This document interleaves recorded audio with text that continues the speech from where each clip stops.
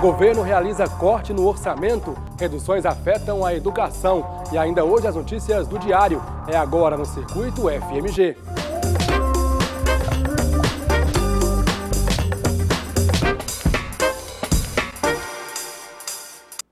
Olá, sejam bem-vindos. O governo federal anunciou um corte de quase 70 bilhões de reais no orçamento deste ano. A contenção de recursos vai atingir todos os ministérios. No circuito de hoje, vamos entender melhor a medida e os impactos dela. Estamos recebendo o professor do Departamento de Ciências Econômicas da UFMG, Mauro Sayá Ferreira. Bem-vindo, professor. Muito obrigado, por sua presença aqui no circuito. Minha primeira pergunta é saber por que dessa medida, professor? Tentar entender por que houve essa medida de contenção de gastos. Certo. Durante os últimos 4 anos, principalmente, houve um excesso de gasto, principalmente pelo Poder Público Federal, pelo Executivo Federal, mas também houve uma queda na arrecadação em função de várias benesses fiscais, como redução de imposto, alíquotas de impostos, isenções de IPI, excesso de crédito subsidiado pelo BNDES. Todas essas medidas acabaram jogando na redução, aumentando o gasto, e outro agindo na redução da arrecadação. O resultado final foi que a dívida pública brasileira, a dívida bruta do setor público brasileiro, tem crescido, tem atingido valores, está próximo a 60% do PIB, que é um valor muito grande para países emergentes, com histórico, com índice da calote, como é o caso do Brasil. Na medida em que essas medidas, na medida que a dívida aumenta muito, o Brasil, o país inteiro, começa a perder credibilidade. Investidores internacionais começam a achar que há um risco maior do governo não conseguir honrar os seus compromissos e pode ocorrer em algum instante alguma forma de calote. Calote não é um ambiente, um país onde há calote, a expectativa de calote, não é um local favorável para receber investimento. O nível de incerteza é muito elevado, porque nunca sabe o que vai ocorrer após um calote numa dívida pública. O histórico do mundo é que, às vezes em que isso ocorreu, as economias entraram numa grande recessão, os países deixaram de receber investimentos estrangeiros, e os próprios investidores locais, os empresários locais, eles ficam mais receosos em fazer investimento.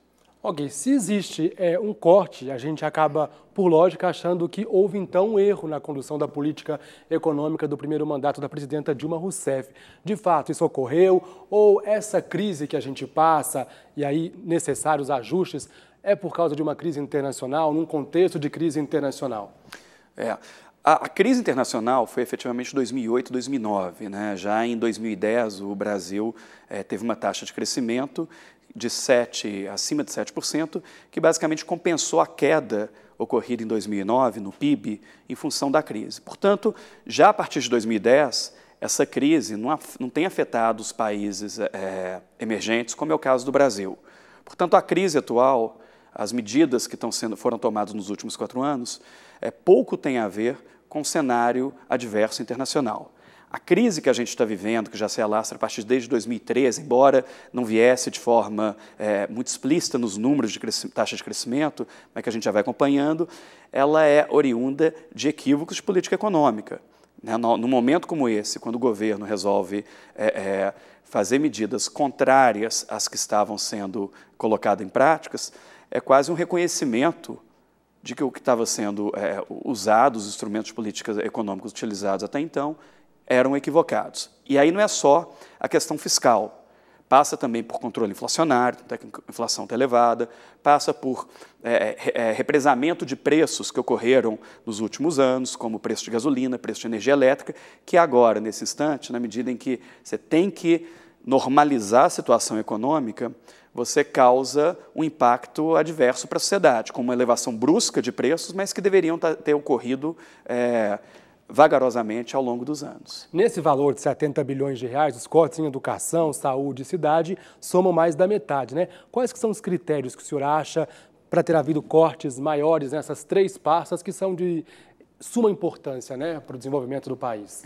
Inicialmente, essas são as pastas que contemplam uma parte maior do recurso do governo.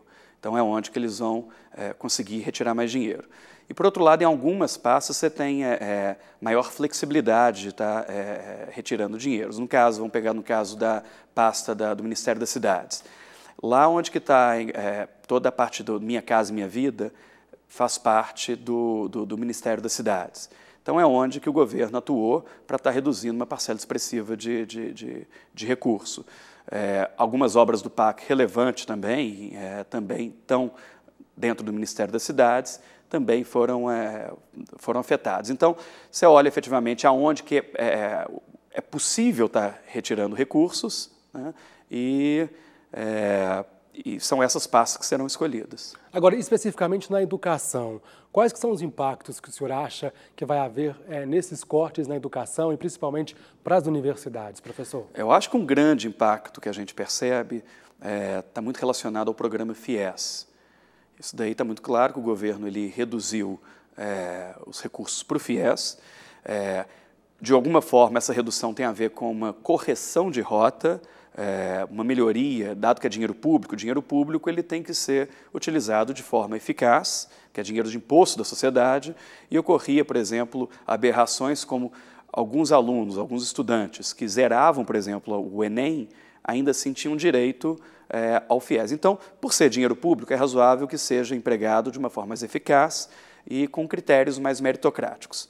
Então, vai ter um impacto grande no setor da educação privada, e, naturalmente, alguns estudantes que contavam com esse recurso para estar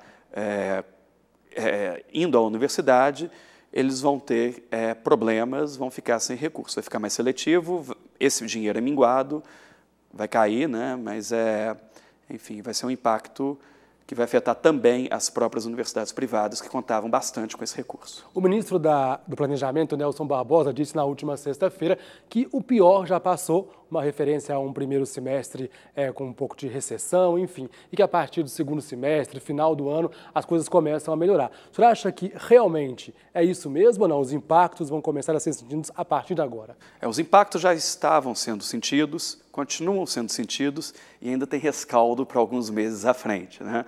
Mas o importante é que, na medida em que essas medidas sejam colocadas em práticas efetivamente, que você consiga restabelecer a confiança da economia brasileira através dessas medidas, inverter aquela trajetória de elevação da dívida pública, a confiança volta a ser estabelecida na economia brasileira, isso volta a reativar os investimentos. Portanto, a partir de 2006, eu acredito, a partir de 2017, pode ser que já comece a perceber investimento voltando para a economia brasileira. Então, a partir do ano que vem, a gente já começa a sentir esses Talvez efeitos. No primeiro semestre já começa a ver aqueles investimentos que foram postergados, já começam a ser tirados da gaveta novamente.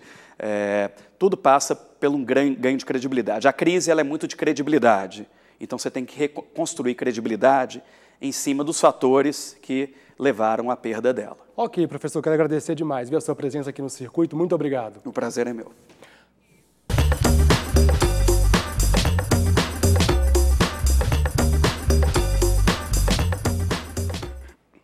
Leonardo Ribeiro está na redação da TV UFMG e traz agora as últimas notícias da universidade. Olá, Pablo. Hoje foi dia de quarta, 12h30 aqui na UFMG. Os espectadores, eles conferiram a peça Cabaré Vagabundo, que tem direção do professor da UFMG, Antônio Delbrando, e tem elenco formado por alunos aqui da universidade.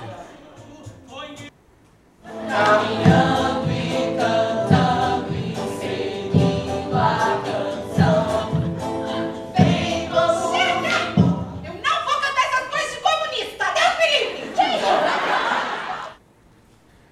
Começou ontem e vai até amanhã o Tipicom. O evento Tendências, Ideias e Práticas em Comunicação é organizado pela empresa Júnior Cria UFMG e conta com palestras e oficinas. Nós conversamos com uma das organizadoras do evento que falou sobre o objetivo do Tipicom.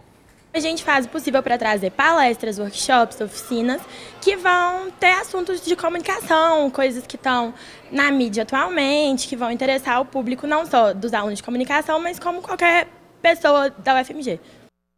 Ainda sobre o Tipicom, hoje Marcelo Zorzanelli, um dos integrantes do site de humor que cria notícias falsas, o Sensacionalista, foi um dos palestrantes. O site, que existe desde 2009, anunciou que encerraria suas atividades após atingir 1 milhão de curtidas no Facebook, que foi o que aconteceu no final do mês. A notícia, mais uma vez, não passou de brincadeira, né? E o evento também teve uma oficina de ilustração digital e um bate-papo com jornalistas sobre os desafios da profissão com as mídias digitais. E amanhã tem mais Tipicon. Juliana Muncinelli, social media do Viber, e a blogueira de moda Elo Gomes vão ser as palestrantes. A programação completa você confere na página da CRIA UFMG no Facebook.